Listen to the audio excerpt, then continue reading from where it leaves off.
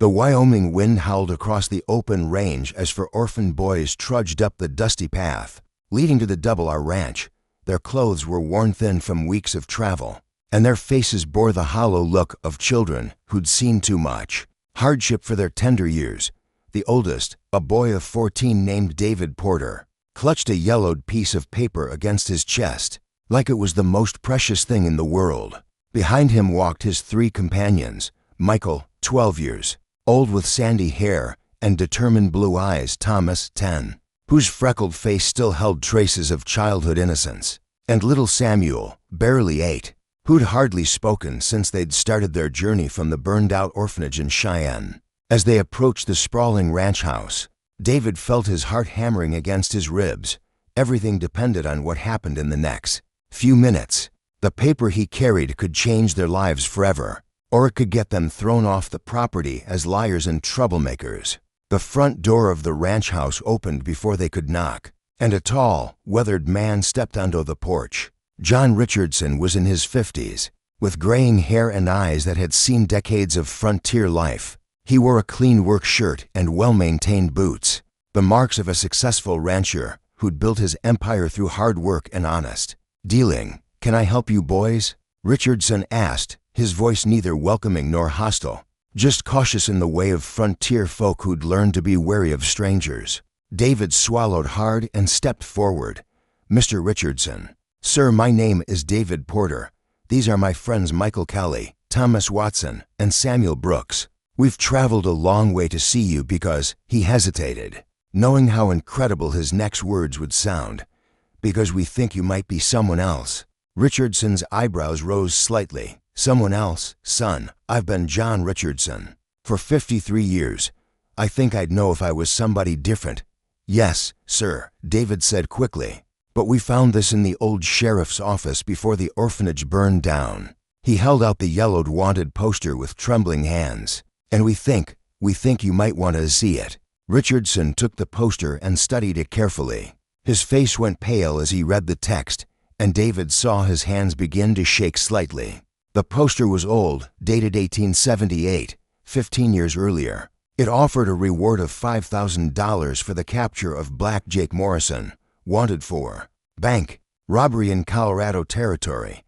But what had caught David's attention wasn't the name or the crime. It was the detailed description and the artist's rendering of the outlaw's face. The drawing looked exactly like John Richardson. "Where did you say you found this?" Richardson asked, his voice carefully controlled. "In Sheriff Murphy's old files," Michael spoke up. "We were helping clean out the office after he died, and this poster was stuck behind a drawer. David noticed it looked like you because we'd seen you in town a few times." Richardson studied the four young faces before him. "And what exactly do you boys think this means?" David took a deep breath. "We think it means you're Black Jake Morrison, and there's a $5,000 bounty on your head that nobody ever collected." The silence that followed seemed to stretch forever.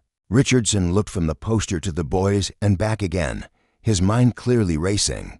"That's a serious accusation," he said finally. "Why would you think I'm some outlaw from Colorado, Thomas?" The 10-year-old stepped forward with the innocent directness that only children possess. "Because you look exactly like him, and because Sheriff Murphy kept this poster separate from all the others, like it was special somehow. Also," Samuel added quietly, speaking for the first time in days, "because you have the same scar on your left hand that the poster mentions." Richardson instinctively looked down at his left hand, where a distinctive crescent-shaped scar was clearly visible. According to the wanted poster, Black Jake Morrison had acquired that scar in a knife fight in Denver. "Boys," Richardson said slowly, "I think you'd better come inside. We need to have a serious conversation." The interior of the ranch house was comfortable and well-appointed, with sturdy furniture and family photographs on the mantelpiece. Richardson led them to his study, where he poured himself a whiskey with hands that were no longer quite steady. "Sit down," he said, gesturing to chairs arranged around his desk. "What I'm about to tell you could get me hanged if the wrong people heard it." David felt his pulse quicken. "Then it's true. You are Black Jake Morrison." Richardson was quiet. For a long moment, staring at the wanted poster that lay on his desk like an accusation from the past. He said finally, 15 years ago, I was Jake Morrison, and I robbed 3 banks in Colorado Territory. But that man died the day I came to Wyoming and started this ranch. What happened? Michael asked, leaning forward with fascination. Richardson walked to the window and stared out at the vast expanse of his property. I was young and stupid and angry at the world. My family lost everything in the panic of 1873, and I thought the banks were to blame for our suffering. So I decided to take back what I figured they owed us. Did you hurt anyone? Thomas asked. Quietly, no, Richardson replied firmly. I made sure of that. I only robbed banks when they were closed, and I never carried a loaded gun. I wanted their money, not their blood. He turned back to face the boys. But after the 3rd robbery, I realized I was becoming someone I didn't want to be. The money didn't bring my family back or ease the pain of losing everything. It just made me a fugitive with nowhere to go and no future worth having. So you came to Wyoming, David said.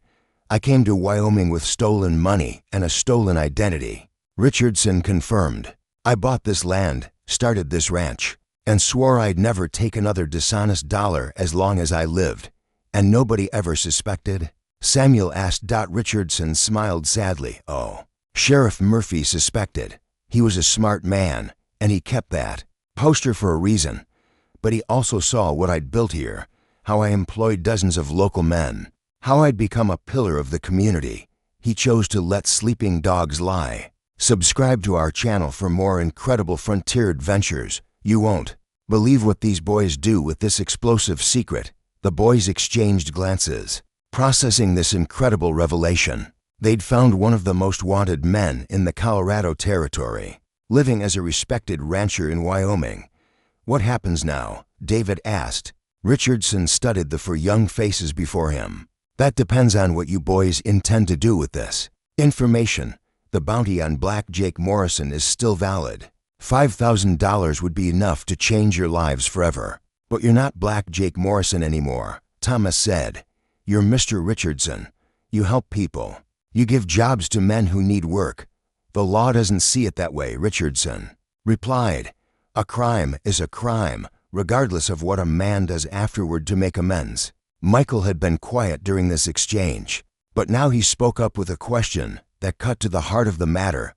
Mr. Richardson, if we turned you in for the bounty, what would happen to all the people who work for you? What would happen to their families? Richardson nodded approvingly at the boy's insight. The ranch would be sold to pay legal fees and restitution. 47 men would lose their jobs, and their families would have to leave the territory to find work elsewhere. David looked at his 3 companions and saw his own thoughts reflected in their faces. They'd come seeking a bounty that could lift them out of poverty.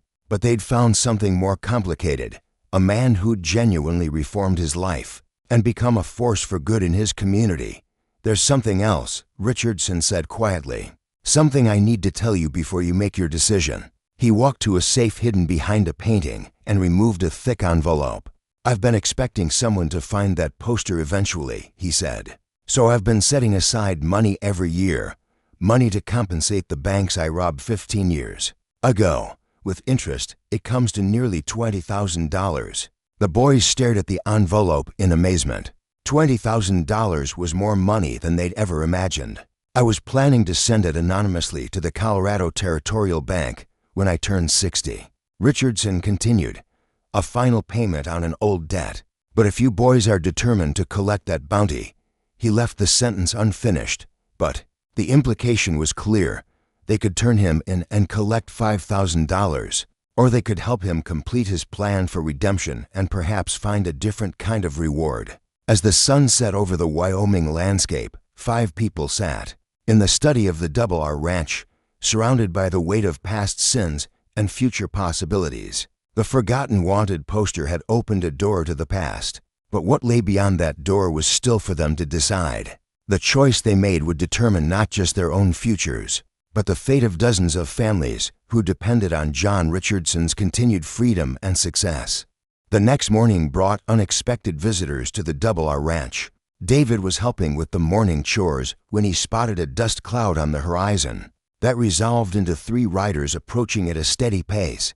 Something about their purposeful approach made his stomach clench with anxiety.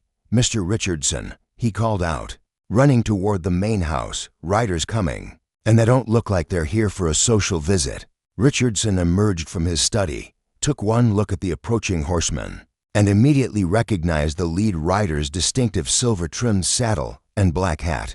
"That's Marshal Frank Garrett from Colorado Territory," he said grimly. "Boys, I need you to hide that wanted poster and not say a word about our conversation yesterday. Whatever happens, you never saw that poster, understood?" The 4 boys nodded and quickly scattered to their assigned chores. But David positioned himself where he could observe the approaching confrontation. Marshal Garrett was a tall, lean man with cold gray eyes and the patient demeanor of someone who'd spent years tracking fugitives across the frontier. He dismounted slowly and approached Richardson with the casual confidence of a predator who'd finally cornered his prey. "John Richardson," Garrett said, though his tone suggested he wasn't entirely convinced that was the man's real name. "I'm Marshal Frank Garrett from Colorado Territory. I have some questions about your past."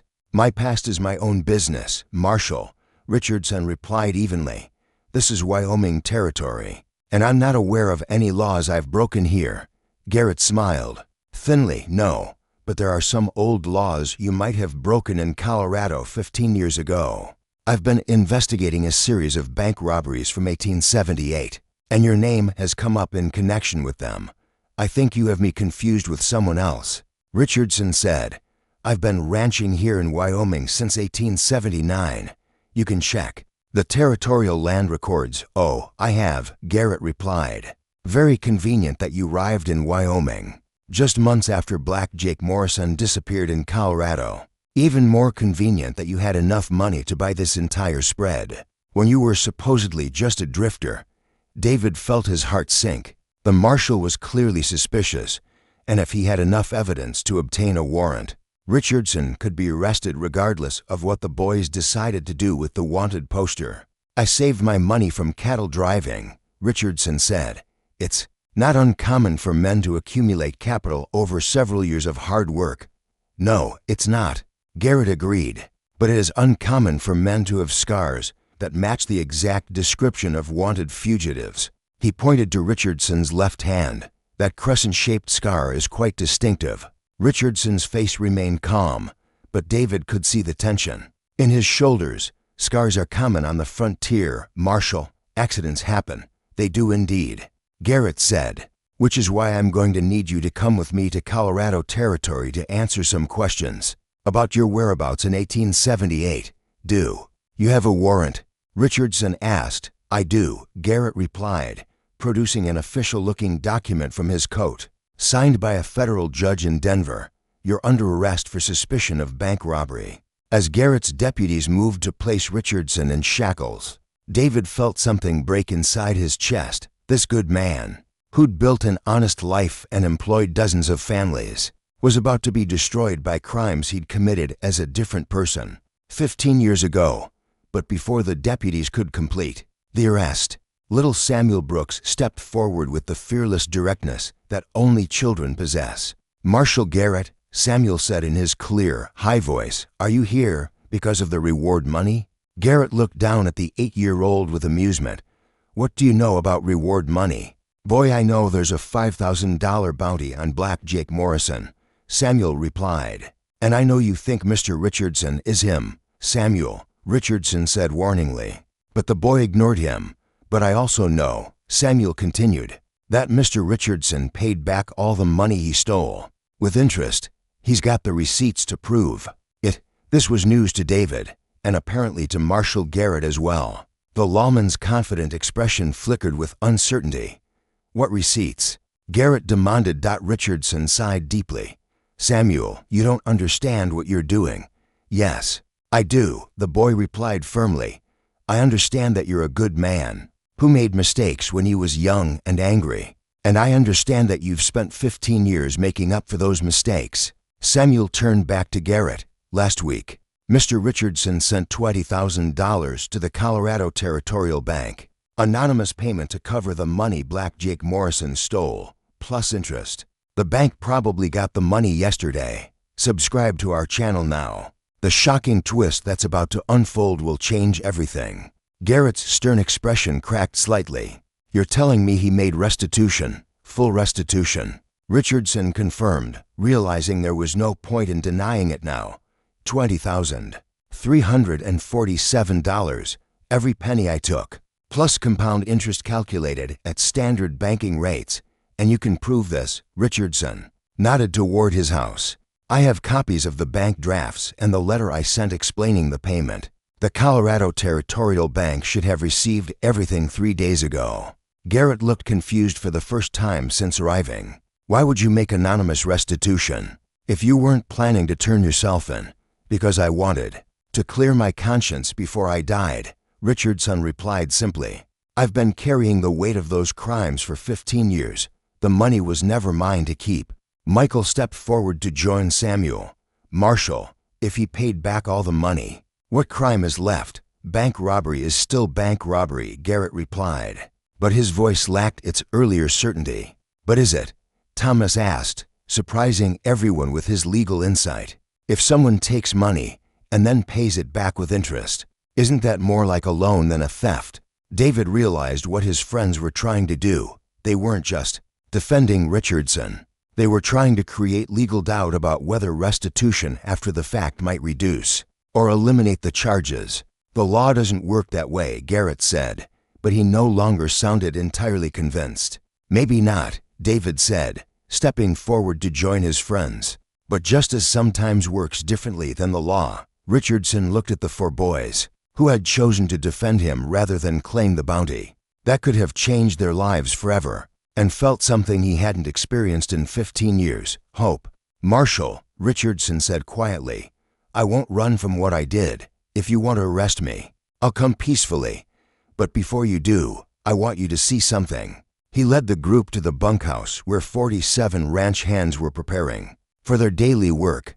These were men with families, men who depended on steady wages to survive on the harsh frontier. Every one of these men has a job because I built this ranch, Richardson said. Their wives and children have food and shelter because I chose to become John Richardson. Instead of remaining Jake Morrison, if you arrest me, the ranch will be sold and these families will lose everything. He turned to face Garrett directly.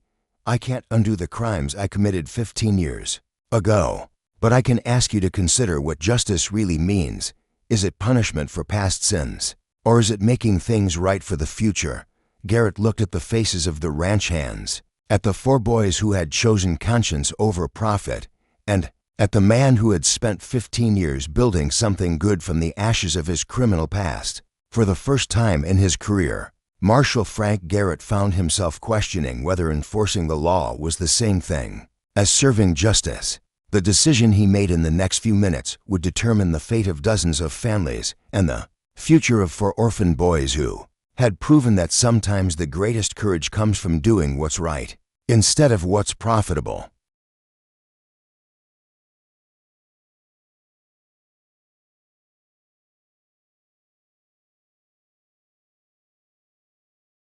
Marshal Frank Garrett stood in the middle of the Double R Ranch, surrounded by evidence of 15 years of honest labor and community building. The wanted poster in his pocket seemed to weigh heavier with each passing moment as he considered the unprecedented situation before him. Boys, he said to David, Michael, Thomas, and Samuel, I need to ask you something important. How did you really find out about John Richardson's past? David looked at his 3 friends and made a decision that would change all their lives. We found an old wanted poster in Sheriff Murphy's files. We brought it here thinking we could collect the bounty, but he paused, looking at Richardson with respect. But we learned that some things are more valuable than money.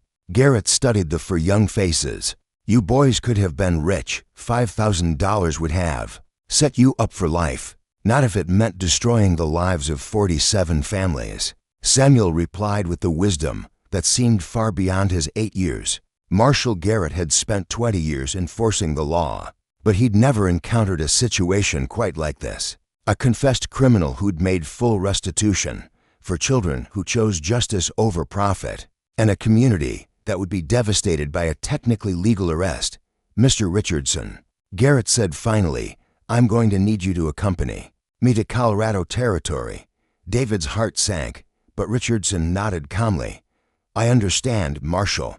I've been expecting this day for 15 years. However, Garrett continued, given the unusual circumstances of this case, I'm going to recommend that the territorial prosecutor consider a plea agreement. What kind of plea agreement? Richardson asked. Garrett pulled out a notebook and began writing. Full confession to the 1878 bank robberies. Complete restitution already made. 15 years of exemplary citizenship.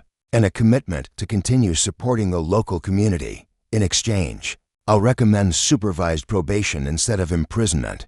The boys exchanged hopeful glances, hardly daring to believe what they were hearing. There's one condition, Garrett added, looking directly at the 4 orphans. These boys need legal guardians, and Wyoming Territory needs citizens who understand the difference between justice and revenge. Mr. Richardson, would you be willing to accept responsibility for their care and education? Richardson looked at David, Michael, Thomas, and Samuel, who were staring at him with expressions of desperate hope. Marshal, Richardson said, his voice thick with emotion, it would be my honor. 6 months later, the Colorado Territorial Court accepted Richardson's plea agreement. He was sentenced to 5 years of supervised probation, during which time he would remain free to operate his ranch, while making quarterly reports to territorial authorities. More importantly, the case established a legal precedent for restorative justice that would influence frontier law for decades to come. The Richardson Doctrine held that criminals who made full restitution and demonstrated genuine reform could receive reduced sentences focused on community service rather than punishment. But the most significant change was at the Double R Ranch itself, which had been officially renamed the Double R Family Ranch to reflect its new purpose. David Porter, now 15, had discovered a talent for ranch management and financial planning that reminded everyone of his adoptive father's business acumen. He kept meticulous records of every transaction and had already begun planning expansion into new territories. Michael Kelly had proven to be a natural horseman with an intuitive understanding of cattle behavior. At 13, he could ride better than most grown men and had earned the respect of every cowboy on the ranch. Thomas Watson, despite being only 11, had shown remarkable aptitude for the legal and administrative aspects of ranch operations. He spent his evenings reading law books and had already helped resolve several property disputes through careful research and negotiation. Little Samuel Brooks, now 9, had become the heart of their new family. His innocent wisdom and unshakable moral compass had a way of putting complex problems into simple perspective. Boys, Richardson said one evening as they sat on the ranch house porch watching the sunset paint the Wyoming sky in shades of gold and crimson. I want you to understand something important. What you did that day when Marshal Garrett came here, that wasn't just about helping me. You showed the whole territory that sometimes the greatest courage comes from doing what's right instead of what's easy. We learned that from you, David replied. You could have kept that stolen money and lived comfortably for the rest of your life. Instead, you built something that helped dozens of families. And you could have turned me in for the bounty, Richardson pointed out. Instead, you chose to help me complete my redemption. Subscribe to our channel for more incredible stories of redemption and second chances. You won't believe how this inspiring tale ends. Michael looked out at the vast expanse of rangeland that had become their home. What happens when your probation is over? Richardson smiled. Then we expand the operation. I've been corresponding with territorial officials about starting a program to help other orphan children learn ranching skills. We could be the first working ranch in Wyoming Territory, specifically designed to give homeless children a chance at building their own futures. Thomas's eyes lit up with excitement. Like a school, but for practical skills instead of just book learning. Exactly, Richardson confirmed. We'd teach them everything: horsemanship, cattle management, business skills, and most importantly, the values that turn boys into good men. Samuel clapped his hands together. Can we call it the Morrison School, after your real name? Richardson was quiet for a moment, considering the suggestion. You know what, Samuel, I think that's perfect. Jake Morrison made mistakes, but John Richardson learned from them. Maybe it's time to honor both parts of my story. 1 year later, the Morrison School for Frontier Skills opened, with its first class of 12 orphan boys from across Wyoming territory. The curriculum included traditional ranching skills, basic education, and most importantly, lessons in moral character and community responsibility. The school's motto, suggested by David and carved into a wooden sign above the entrance, read, "From mistakes come wisdom, from wisdom comes justice." Federal Marshal Frank Garrett, who had become an unofficial advisor to the school, spoke at the opening ceremony. "What you see here," he told the assembled crowd of territorial officials, local ranchers, and curious visitors, "is proof that the American frontier can be a place of redemption as well as opportunity." These boys didn't just find a wanted criminal. They found a teacher who showed them that it's never too late to do the right thing. Don't forget to subscribe to our channel for more amazing stories of courage, redemption, and second chances from the American frontier. Hit that subscribe button now, because these tales prove that anyone can change their life and make a difference. As the sun set on the dedication ceremony, John Richardson stood with his four adopted sons, watching new students arrive for their chance at a better future. The forgotten wanted poster that had started it all was now framed in his study, not as a reminder of past crimes, but as a testament to the power of choice, forgiveness, and second chances. "Do you ever regret not taking the bounty money?" Richardson asked the boys.